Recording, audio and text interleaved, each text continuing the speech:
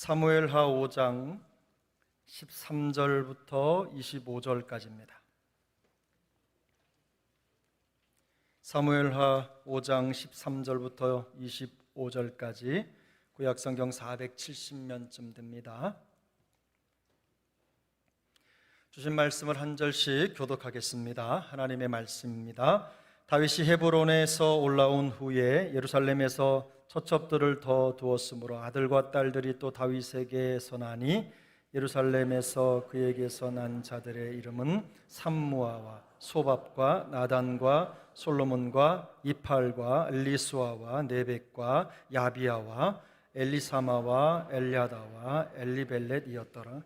이스라엘이 다윗에게 기름을 부어 이스라엘 왕으로 삼았다 함을 블레셋 사람들이 듣고 블레셋 사람들이 다윗을 찾으러 다 올라오매 다윗이 듣고 요새로 나아가니라.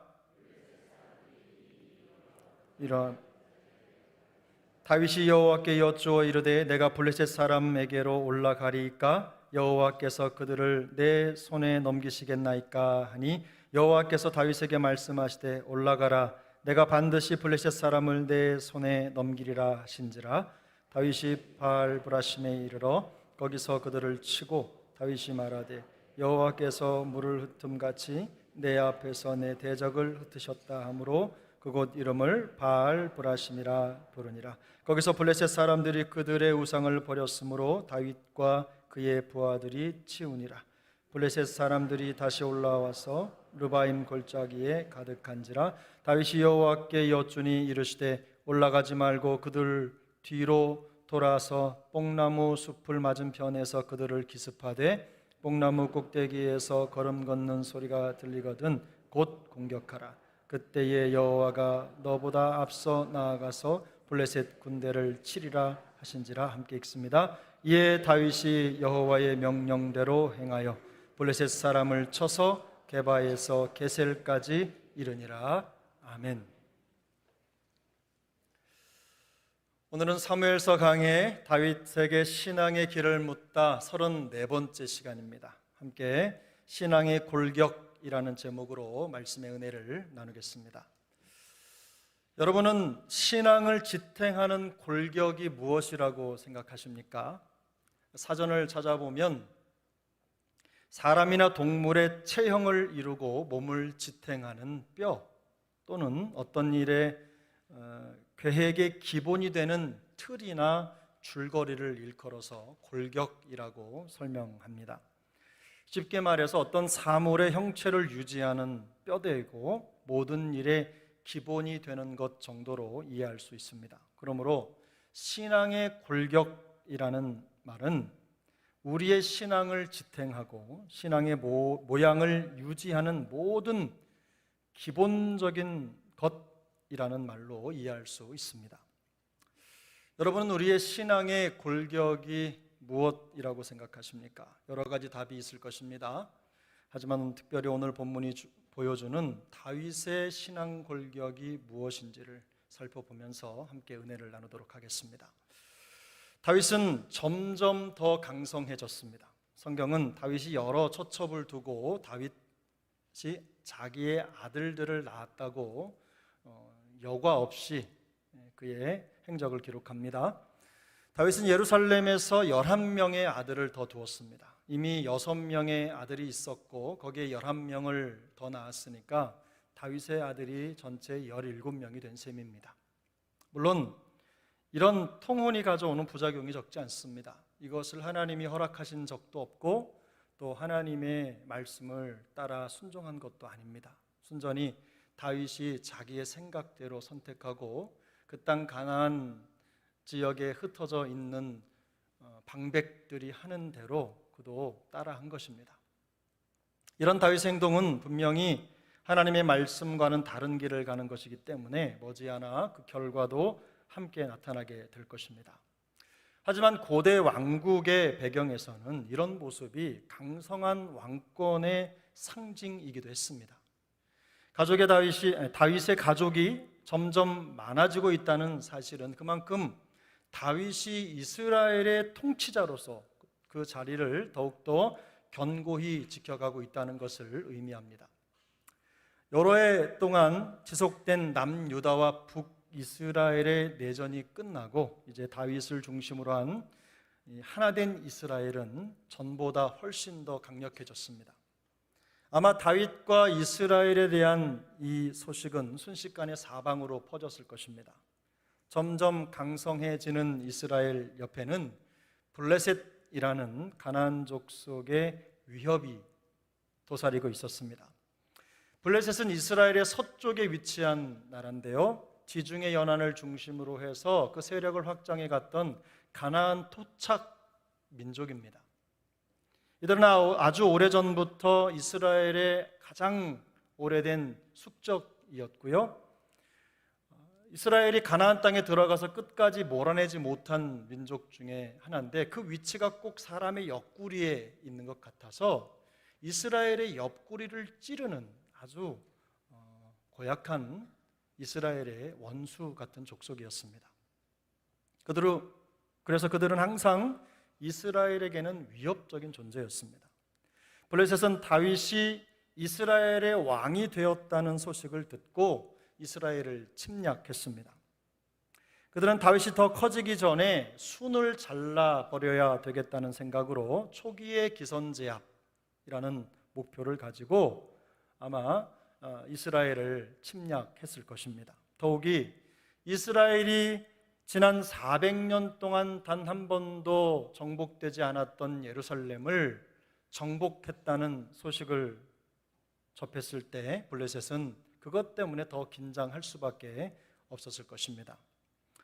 블레셋은 이미 이스라엘을 한 번 이긴 적이 있습니다. 길보아산 전투에서 이스라엘을 이겼고 거기에서 사울 왕과 그의 아들 요나단 그리고 다른 아들들도 함께 죽었습니다. 그들은 이스라엘의 왕을 죽이고 이스라엘에게 큰 상처를 입혔습니다. 그런 승리의 경험이 있기 때문에 의기당당하게 그들은 블레셋은 또다시 이스라엘에 대한 침략을 감행했습니다. 블레셋은 1차와 2차로 나누어서 이스라엘을 침략합니다. 하지만 두 번 다 다윗의 통쾌한 승리로 끝이 납니다. 하나님은 이스라엘이 블레셋과 두 번의 전쟁을 치르는 동안 다윗에게 서로 다른 전략을 주시고 그들을 이기게 하심으로 이 전쟁이 하나님께 있음을, 하나님께 속한 것임을 명백히 보여주셨습니다. 이처럼 점점 강성해지는 다윗, 그리고 그에 따른 블레셋의 침략, 그리고 그 침략에 맞서서 완벽하게 승리하는 다윗의 모습은 몇 가지 중요하고도 영적인 깨달음을 우리에게 제공합니다. 오늘 본문이 우리에게 주는 첫 번째 깨달음은요, 성도의 성장 자체가 세상에는 큰 위협이 된다는 것입니다. 성도의 성장이 세상에는 큰 위협이 됩니다. 본문 17절인데 17절을 같이 한번 읽겠습니다. 이스라엘이 다윗에게 기름을 부어 이스라엘 왕으로 삼았다 함을 블레셋 사람들이 듣고 블레셋 사람들이 다윗을 찾으러 다 올라오매 다윗이 듣고 요새로 나가니라. 통일 왕국을 이룬 이스라엘은 다윗을 중심으로 계속 성장했습니다. 블레셋 사람들이 다윗을 찾으러 올라왔다라는 것은 그들이 이스라엘을 침략한 궁극적인 목적이 다윗을 제거하는 것임을 의미합니다. 다윗의 성장은 주변국들에게 큰 위협이 되었습니다. 이스라엘이 남과 북으로 갈라져서 내란에 휩싸여 있었던 7년 6개월의 시간 동안에는 이스라엘 주변국들이 꿈쩍도 하지 않았습니다. 이스라엘이 무슨 짓을 해도 신경을 쓰지 않았습니다. 동족끼리 물고 죽이는 나라는 결코 다른 나라의 위협이 될 수 없기 때문입니다. 하지만 하나가 된 이스라엘은 달랐습니다. 통일왕국을 이루고 다윗이 왕이 된 후에 점점 더 강성해져가는 이스라엘은 주변국들에게 큰 위협이었습니다. 남유다와 북이스라엘이 서로 다투는 동안 수수방관하고 있었던 블레셋이 다윗 왕국의 초기에 대대적인 침략을 감행한 것도 이런 이스라엘의 연합과 성장을 저지하기 위해서였습니다. 이처럼 성도의 성장은 그 자체로 세상을 긴장하게 만듭니다. 교회가 하나 되고 말씀 안에서 성장할 때 세상은 긴장합니다. 고린도전서 1장 10절을 함께 보겠습니다. 형제들아, 내가 우리 주 예수 그리스도의 이름으로 너희를 권하노니 모두가 같은 말을 하고 너희 가운데 분쟁이 없이 같은 마음과 같은 뜻으로 온전히 합하라. 아멘. 바울은 교회의 하나됨이 얼마나 중요한지, 복음을 위해서 얼마나 중요한지를 너무나 잘 알고 있었습니다. 그래서 그는 교회를 향해서 온전히 합하라고 외칩니다. 그뿐만이 아닙니다. 그는 모든 겸손과 온유로 하고 오래 참음으로 사랑 가운데에서 서로 용납하고 평안에 매는 줄로 성령이 하나 되게 하신 것을 힘써 지키라고 권면했습니다. 바울이처럼 교회가 같은 마음으로 하나가 되어서 함께 성장해야 한다는 것을 강조하는 이유는 분명합니다. 부르심의 한 소망 안에서 하나됨을 이루지 못하는 교회는 세상에 어떤 영향력도 나타낼 수 없기 때문입니다. 여기에 더해서 바울은 말씀의 교훈을 거슬러서 분쟁을 일으키거나 거치게 하는 자들을 살피고 그들에게서 떠나라고 강력하게 권면합니다. 이런 자들은 그리스도를 섬기지 아니하는 자들이며 이기적이고 또 교활하고 아첨하는 말로 순진한 사람들의 마음을 미혹하는 자들이기 때문입니다. 사탄이 가장 좋아하는 것은 교회가 하나 되지 못하고 성장하지 못하게 하는 것입니다. 사탄 마귀는 목표를 가지고 있습니다. 교회가 하나 되지 못하고 성도가 성장하지 못하도록 방해하는 겁니다. 사탄은 이 목표를 이루기 위해서라면 수단과 방법을 가리지 않을 것입니다. 반대로 서로 분쟁하며 마음이 나뉜 교회에 대해서 사탄은 아무것도 할 것이 없습니다. 이미 사탄의 먹잇감이 되어버렸기 때문입니다. 성경은 그런즉 선줄로 생각하는 자는 넘어질까 조심하라고 말씀합니다.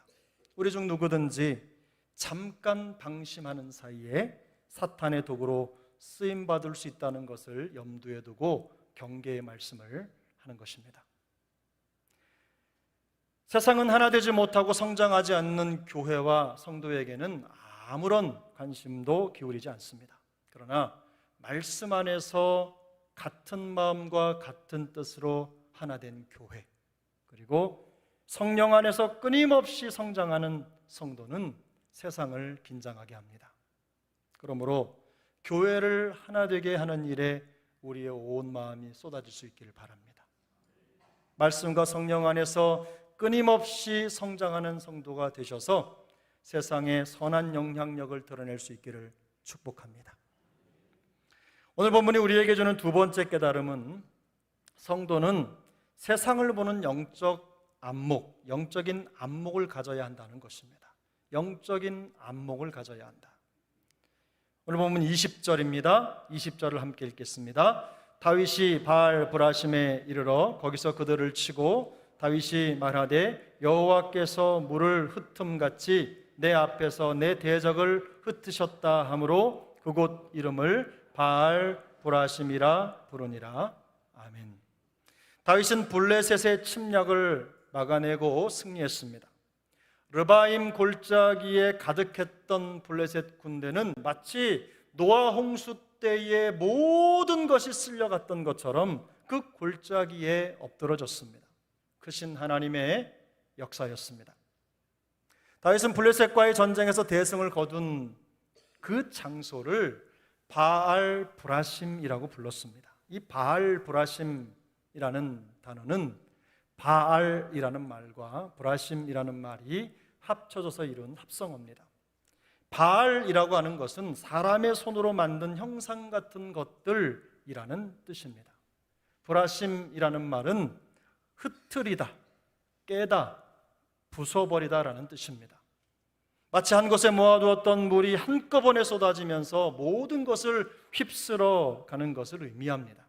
그래서 바알 브라심이라는 말은 사람의 손으로 만든 형상과 같은 것들을 하나님께서 물로 쓸어 버리듯 흩으셨다라는 뜻이 됩니다. 다윗이 위대한 승리를 거둔 장소를 바알 브라심이라고 부른 이유는 이 모든 일을 행하신 분이 여호와 하나님이셨기 때문입니다. 다윗이 볼 때 이스라엘과 블레셋의 전쟁은 단순히 두 나라의 패권 다툼이 아닙니다. 하나님과 우상의 전쟁입니다. 하나님의 나라와 사탄의 나라의 충돌입니다. 바울은 이 전쟁의 현장을 영적인 전쟁으로 이해했습니다. 이처럼 세상에서 이루어지는 성도의 삶은 그 자체가 영적 전쟁입니다. 에베소서 6장 10절부터 13절까지의 말씀인데요, 우리 천천히 함께 읽겠습니다. 끝으로 너희가 주 안에서와 그의 힘의 능력으로 강건하여지고 마귀의 간계를 능히 대적하기 위해서 하나님의 전신갑주를 입으라. 우리의 씨름은 혈과 육을 상대하는 것이 아니요 통치자들과 권세들과 이 어두움의 세상 주관자들과 하늘에 있는 악의 영들을 상대함이라. 그러므로 하나님의 전신갑주를 취하라. 이는 악한 날에 너희가 능히 대적하고 모든 일을 행한 후에 서기 위함이라. 아멘.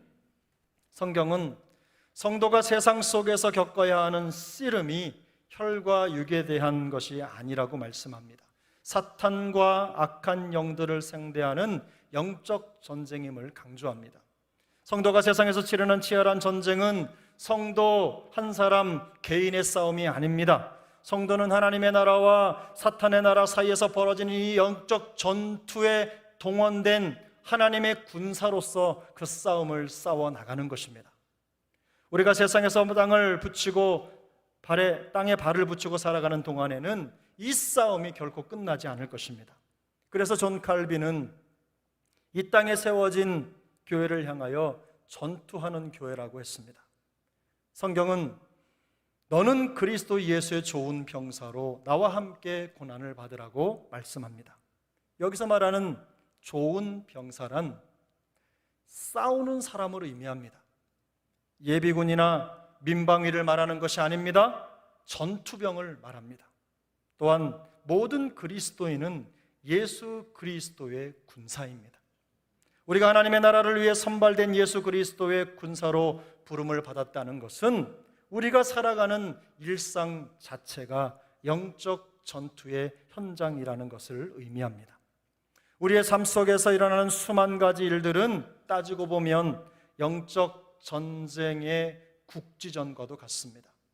국지전이라고 하는 것은 큰 전쟁이 일어났을 때 한 곳에서만이 아니라 이곳 저곳에서 작은 전쟁들이 일어나는 것을 말하는 거예요.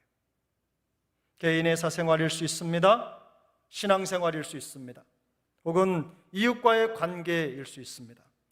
직장, 사업장에서 일어나는 어떤 일, 교회를 봉사하면서 만나는 이런 감정적인 충돌, 마음의 상처, 헌신, 사역, 모든 것을 우리는 영적인 안목으로 바라봐야 하는 것입니다. 우리의 삶 자체가 영적 전쟁이기 때문입니다. 물론 우리가 영적 전투에서 항상 승리하는 것처럼 느끼지 못하는 것이 사실입니다. 때론 절망을 겪습니다. 실망을 경험하고 좌절도 경험하기 때문입니다. 깊은 상처를 받기도 합니다. 그러나 최종적으로 이 모든 전쟁은 하나님과 우리의 승리로 끝날 것입니다.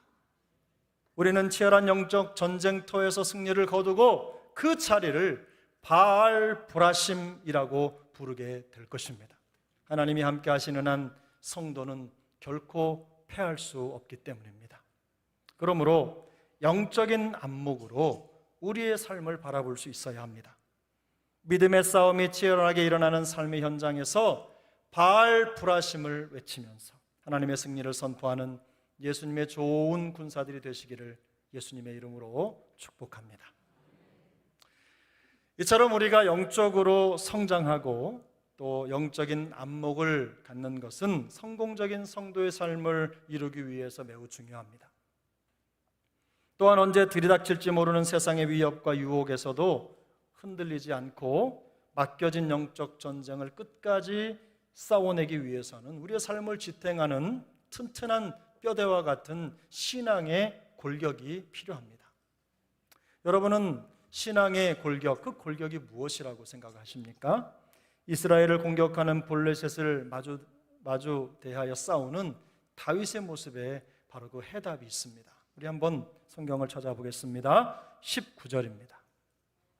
19절 함께 읽습니다. 다윗이 여호와께 여쭈어 이르되 내가 블레셋 사람에게로 올라가리이까 여호와께서 그들을 내 손에 넘기시겠나이까 하니 여호와께서 다윗에게 말씀하시되 올라가라 내가 반드시 블레셋 사람을 내 손에 넘기리라 하신지라. 아멘. 23절과 24절도 함께 읽겠습니다. 다윗이 여호와께 여쭈니 이르시되 올라가지 말고 그들 뒤로 돌아서 뽕나무 숲을 맞은편에서 그들을 기습하되 뽕나무 꼭대기에서 걸음 걷는 소리가 들리거든 곧 공격하라.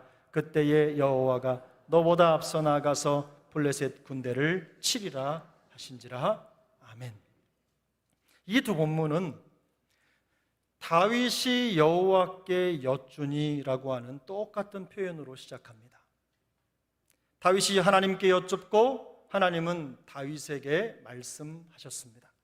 다윗이 두 번의 전쟁을 치르기 전 똑같은 모습으로 하나님께 여쭈었습니다. 하나님은 다윗의 기도를 들으시고 그가 어떻게 해야 할지를 분명하게 말씀하셨습니다. 본문을 보면 18절부터 19절 그리고 22절부터 24절의 흐름이 쌍둥이처럼 비슷합니다. 다만 하나님의 응답만큼은 달랐습니다. 똑같은 상황이지만 서로 다른 방법을 말씀해 주심으로 다윗을 이기게 하셨습니다. 하나님은 똑같은 상황이라도 다른 전략으로 이기는 방법을 다윗에게 말씀해 주셨습니다. 블레셋 사람들이 공격이 임박한 그 위급한 상황을 앞두고 다윗은 돌아서서 하나님의 뜻을 물었습니다. 구약성경 잠언 3장 6절은 말씀합니다. 너는 범사의 그를 인정하라. 그리하면 내 길을 지도하시리라. 하나님은 뜻을 묻는 다윗을 지도하셨습니다. 똑같은 상황이지만 똑같이 행하지 말고 각각 다른 방법으로 행하도록 전쟁에서 이기는 분명한 방법을 말씀해 주셨습니다. 오늘 본문 25절을 보면 이에 다윗이 여호와의 명령대로 행하여 블레셋 사람을 쳐서 게바에서 게셀까지 이르렀다고 말씀합니다. 다윗은 하나님의 명령대로 행했고 결국 승리했습니다. 치열한 영적 전쟁터에서 살아남고 또 살아남을 뿐만 아니라 하나님의 승리를 선포하는 사람이 되기 위해서 우리가 갖춰야 할 신앙의 골격은 무엇입니까? 그것은 바로 어떤 환경과 여건 속에서도 하나님의 음성에 귀를 기울이고 하나님께 기도하는 것입니다. 기도할 뿐만 아니라 하나님의 말씀에 전적인 순종을 드리는 것입니다. 그러므로 기도는 성도의 생활을 지탱하는 골격입니다. 기도는 우리의 생각을 꺾고 하나님과 그분의 생각을 앞세우는 것입니다. 우리가 기도할 때 우리를 대신해서 하나님이 나아가서 싸우십니다. 기도는 영적 전쟁터에서 세상과 치열한 한판 싸움을 앞둔 성도가 대장 되신 하나님과 마음을 나누며 승리를 위한 전략을 세우고 배우는 영적인 전략회의입니다. 그리고 성도는 기도를 통해 듣고 알게 된 하나님의 방법대로 순종할 때 실패하지 않고 승리할 수 있습니다. 그러면 언제 우리는 기도하고 어느 때에 순종해야 됩니까? 시시로 기도하고 모든 말씀에 순종해야 됩니다. 우리에게는 어떤 것을 기도하고 어떤 것은 기도하지 않아도 되는지 판단할 수 있을 만한 능력이 없기 때문입니다. 너무 시시해서 기도하지 않아도 된다고 생각하는 것 자체가 자만이고 오만이고 교만입니다. 우리는 모든 일에 앞서 아주 짧은 기도라도 하나님 앞에 우리의 마음을 쏟아놓고 기도하는 중요한 기도 습관을 가져야만 되는 것입니다. 기도를 통해서 우리의 생각뿐만 아니라 삶의 모든 것을 하나님의 생각에 던져 넣어야 됩니다. 설령 나의 기대와는 다른 방향으로 기도가 응답될 수도 있지만 하나님이 하시는 일은 항상 옳기 때문입니다. 종종 받아들이기 어려운 상황을 만날 수도 있습니다. 그런 상황을 없애달라고 간절하게 기도할 수도 있습니다. 하지만 그 모든 것을 인정하고 받아들일 수 있도록 하나님이 마음을 넓혀주시기를 기도하는 것이 훨씬 더 현명한 기도입니다. 하나님이 하시는 일은 항상 옳은 일이기 때문입니다. 하나님은 항상 우리가 진정으로 이기기를 바라십니다. 하나님께서 종종 힘들 수밖에 없는 길을 가게 하시는 이유는 그 길이 우리가 진정으로 이기는 길이기 때문입니다. 그러므로 하나님의 생각에 우리의 모든 것을 맡기며 기도하는 신앙의 골격을 갖추시기를 바랍니다. 하나님의 명령대로 행하는 순종의 골격을 갖추시기를 바랍니다. 그래서 삶의 현장에서 바알불하심을 외치며 하나님의 승리를 고백하고 선포하는 우리 모두가 될 수 있기를 예수님의 이름으로 축복합니다. 기도하겠습니다.